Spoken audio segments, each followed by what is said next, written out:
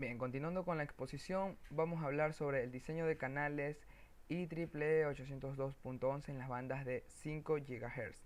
Primero, tenemos que tener en claro ciertos términos, así que aquí está un glosario con los principales que quizás no conocemos o no tenemos claro, que a medida de este video vamos a irlos tratando. Los más importantes, considero yo, y son los más tratados, son los FHCSS, que es el espectro ensanchado por salto de frecuencia, y los DSSS, que es el espectro ensanchado por secuencia directa. Bien, el hecho de que el espacio de 5 GHz esté dividido en 4 bandas diferentes puede parecer confuso, peor aún es la numeración de canales. Así que las respuestas a esto se encuentran en el estándar 802.11. El espacio de frecuencia completo de 5 GHz se define como una secuencia de canales separados por 5 MHz, comenzando con el canal 0 a 5000 GHz. Bien, FCC originalmente asignó 3 bandas separadas como UNI 1, UNI 2 y UNI 3, cada una con 4 canales de 20 MHz. En 2004 agregó la banda UNI 2 extendida, que ofrecía 11 canales adicionales con 20 MHz. Debido a que la FCC asignó las bandas UNI, ningún consejo global puede hacer uso de ellas. De hecho, algunos países permiten el uso de las 4 bandas, otros permiten unas pocas y existen casos en los que no permiten ninguna.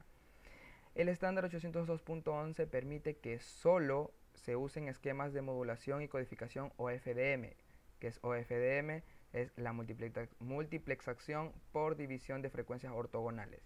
En las bandas UNI, OFDM requiere un ancho de canal de 20 MHz. Continuando, topamos lo que serían los estándares IEEE 802.11. Este estándar define los mecanismos que los dispositivos pueden usar para comunicarse de forma inalámbrica entre sí. A través de este estándar, las señales de radiofrecuencia, modulación, codificación, las bandas y los canales y las velocidades de datos se unen para proporcionar un modelo de comunicación sólido. Rendimiento. De momento, la mayoría de las enmiendas se han incorporado al estándar general 802.11 y ya no son independientes. Aún así, las enmiendas pueden vivir y ser reconocidas en la industria por los nombres de sus grupos de tareas originales. Estas enmiendas, un ejemplo de ellas puede ser la 802.11b, que fue aprobada en el 99 e incorporó a la 802.11 en el 2007.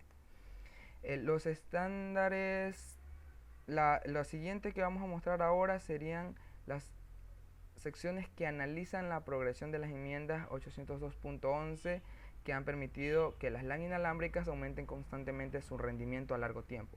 Una de ellas, 802.11 del 97, que originalmente se ratificó en este año, incluía los únicos tipos de transmisión que estaban disponibles en ese momento, FHSS y DSSS, para el uso de una sola banda de 2,4 GHz. Aquí tenemos la tabla de datos de este estándar que nos muestra un ancho de banda de 2,4 GHz, el tipo de transmisión que sería el espectro ensanchado por línea directa y el espectro ensanchado por salto de línea, la modulación y la velocidad de los datos, que varía desde 1,2 megabits por segundo hasta 2 megabits por segundo. El 802.11b está para aumentar el rendimiento sobre el estándar 802.11 del 97. Se introdujo en el 99 y ofrecía tasas de datos de 5.5 y 11 megabits a través del uso de codificación de códigos complementaria. Aquí tenemos la tabla de datos, asimismo 2,4 GHz, el tipo de transmisión es DSSS con una modulación CCK y la velocidad de los datos. La 802.11g, la velocidad máxima de datos de DSSS se limitó a 11 megabits por segundo. Aquí tenemos la tabla en la que podemos seleccionar uno de estos 8 esquemas de modulación diferente. Los dispositivos inalámbricos pueden elegir velocidades de datos entre 6, 9, 12, 18, 24, 34 o 54 megabits por segundo. Por extraño que parezca, el 802.11g fue diseñado para ser compatible con la versión anterior, la .11b, pero hay que tener en cuenta que tiene las siguientes limitaciones. Se utiliza en la banda de 2,4 GHz, que ofrece solo 3 canales no superpuestos, y los dispositivos OFDM, que están limitados a una potencia de transmisión máxima de 15 decibelios. en un lugar de 20 decibelios para DSS.